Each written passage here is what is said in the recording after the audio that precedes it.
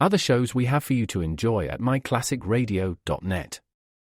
The Avengers was most certainly not a household name in South Africa prior to the radio series. With no national television service until 1976, the mechanism simply was not present in the country to show television programs to mass audiences. While many other countries reveled in the filmed adventures of John Steed and company, South Africa was not equipped to join in the fun. The series took Britain by storm and made a major impression in the American markets, being that greatest of rarities, a British series given a network transmission slot. However, as a filmed series, rather than a videotaped one, The Avengers was able to gain a modicum of exposure in South Africa through film rentals. Come and listen at myclassicradio.net. Other shows we have for you to enjoy at myclassicradio.net. The Black Museum was a 1951 radio crime drama program independently produced by Harry Alan Towers and based on real-life cases from the files of Scotland Yard's Black Museum. Ira Marion was the scriptwriter, and music for the series was composed and conducted by Sidney Torch. Although often mistakenly cited as being produced for the BBC, the series was produced and syndicated commercially by Towers throughout the English-speaking world. Come and listen at myclassicradio.net.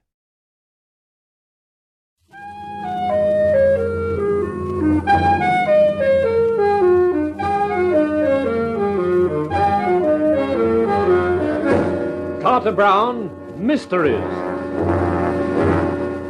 Adventures in excitement and suspense, based on the best-selling novels by the slick storytelling sensation, Carter Brown.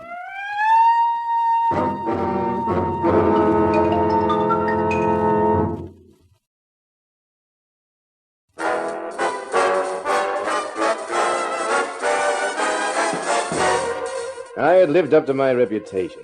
The smart private eye, Joe Kahn, the clever character. I'd found the girl I was hired to look for, Helen Duisberg. Daisy and I had come to Toulouse, the Mailers Club, the Arabian Nights. I figured that was where he was hiding Helen, and I was right. But what I hadn't figured on was someone else who was looking for Helen. A smooth guy called Earl Cortez, who appeared in the dressing room with a gun. Please do not make any trouble, Mr. Kahn. For one thing, I should have to shoot you, and for another, we have your girlfriend who was with you at the table, and her safety is dependent on your behavior. Okay, Cortez. Looks like it's all yours. It certainly is. Stand quite still, please, Mr. Kahn. You are probably carrying a gun, and I would feel safer if it were in my possession. That's better. Now what? Now we will wait in the corridor while Mrs. Duisberg here gets dressed. Then we will take a short journey. Please be quick, Mrs. Duisberg. That's right, Mr. Kahn. Just stand in front of me while we wait. Tell me something. How did you find out that Helen was here at the Arabian Nights? I have my sources of information, Mr. Kahn. Where's your sister, Inez? You will see her shortly. At the moment, she is taking care of your girlfriend. Oh? You don't sound very pleased about that. You are quite right. Inez can be rather unpleasant.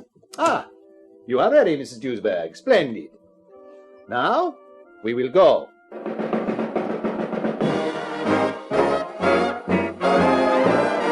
Cortez directed us to the back door. There was a car outside with a man at the wheel. Helen and I were piled in, and the car drove to a house on the outskirts of Toulouse. It was a big house, big enough to scream in and not be heard outside, which was bad. Cortez and his man, whose name was Hugo, took us into the living room. Joe, they got you. Yeah, I'm afraid they did, Daisy. You all right? So far. So far is correct, Mr. Kahn. Well, hello there, Inez. How's your sex appeal making out these days, huh? I have other weapons when sex appeal fails. Like this. You know I'd have picked you for a knife artist. There's something sharp about your manner. I am very good with a knife, Mr. Kahn. Good enough to stop your joking forever. Earl, we are all here now, aren't we? Let us get on with it. There is still one more person to come, Inez. No, I'm here. Diane! Hello, Joe. You look surprised. Oh, but of course you didn't expect to see me in Toulouse, did you? So that's it. That's how Cortez knew where to find help. Bad luck, Joe.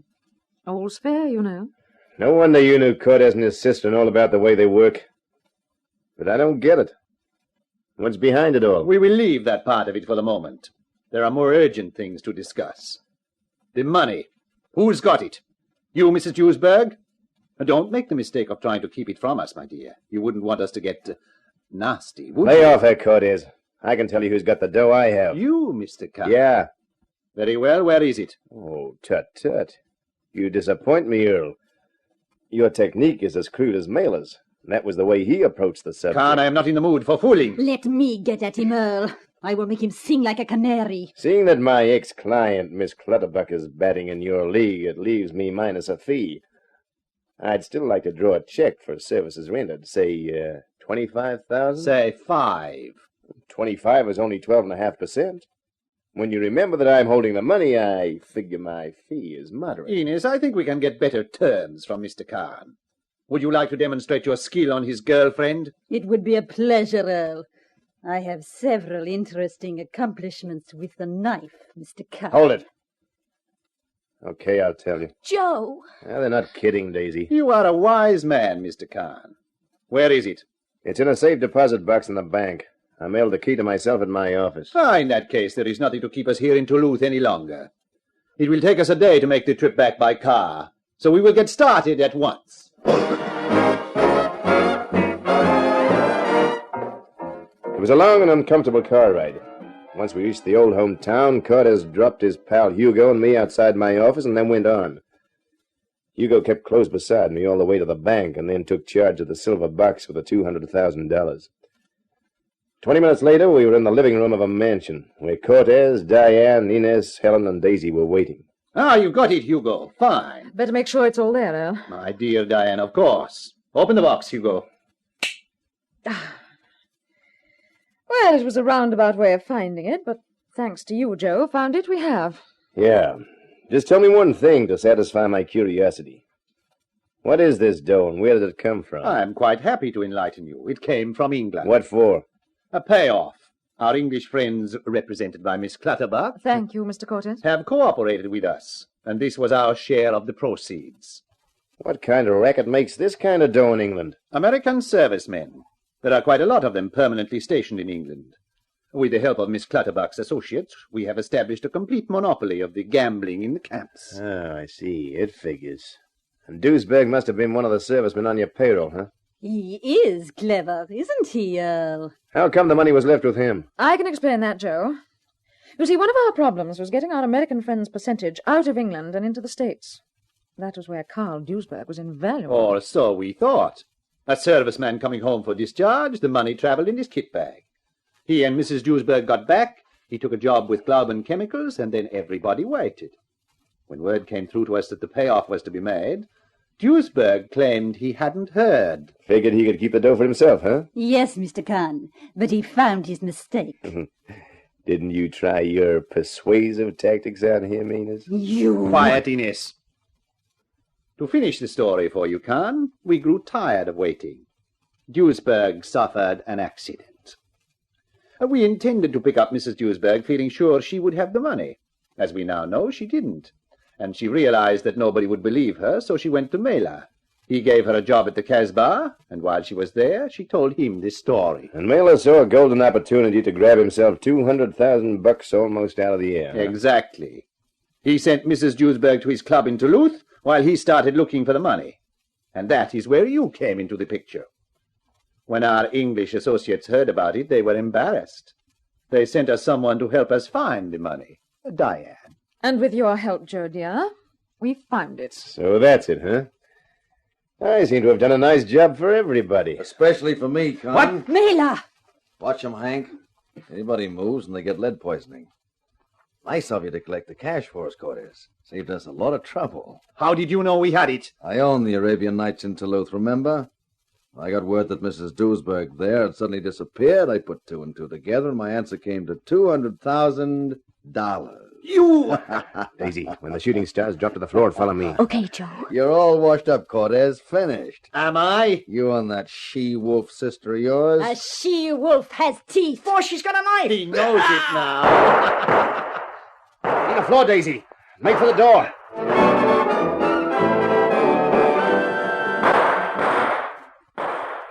Joe, You think they saw us crawl out? I think they were too busy playing targets with each other.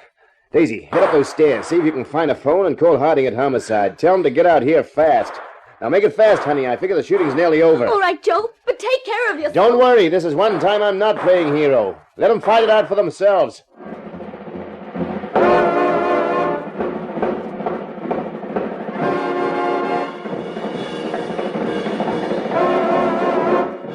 Well, so that's the whole story, huh? Brother, what a massacre. What about Helen Duisberg? Bullet in the arm, she'll be okay. She was lucky. With all the gunfire, she could have been killed like the rest of them. Cortez, his sister, that hood of his, Hugo? The Clutterbuck dame, Mailer, and his pal Hank. Brother, there'll only be standing room at the morgue this week. Well, I came out of it with a whole hide, for which I'm grateful. But no dough, for which I'm not.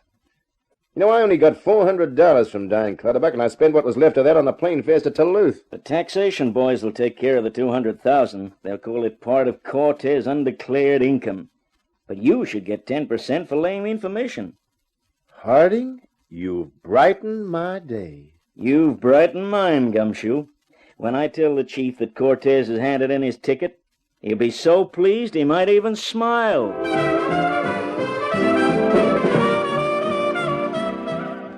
The Homicide boys took statements from Daisy and me and then let us go. Daisy had a kind of predatory look in her eyes, so I made a quick excuse and headed home for my apartment. But I wasn't getting off so easily. Hello? You think you're getting away from me, Joe Kahn.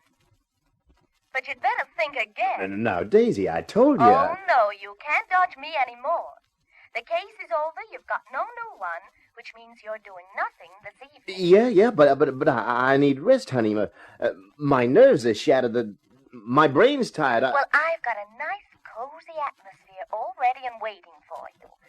I'm all primed for rest, relaxation, and romance. I'll expect you at 7. Oh, but Daisy, honey. At 7.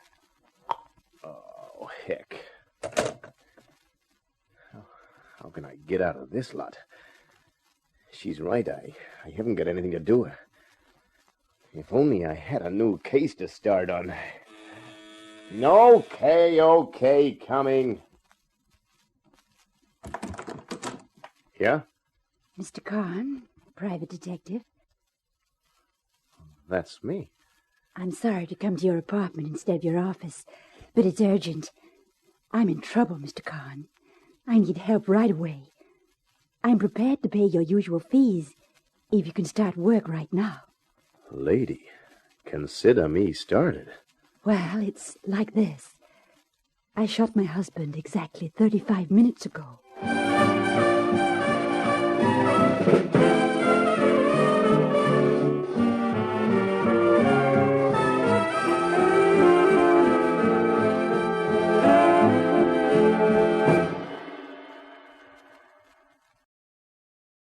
This is Carter Brown. Well, he wanted a new case to start on. I had to give him one.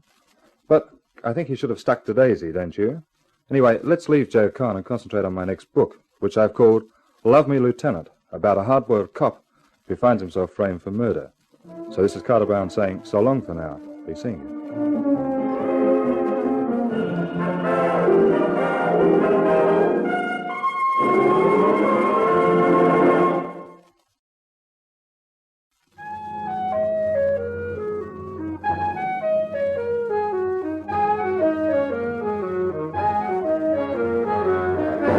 In Kudos for Kahn, you heard our star Grant Taylor as Joe Kahn. The Carter Brown Mystery Theatre, based on the best-selling novels by Carter Brown, is dramatized and directed by Maurice Travers for Grace Gibson Radio Productions.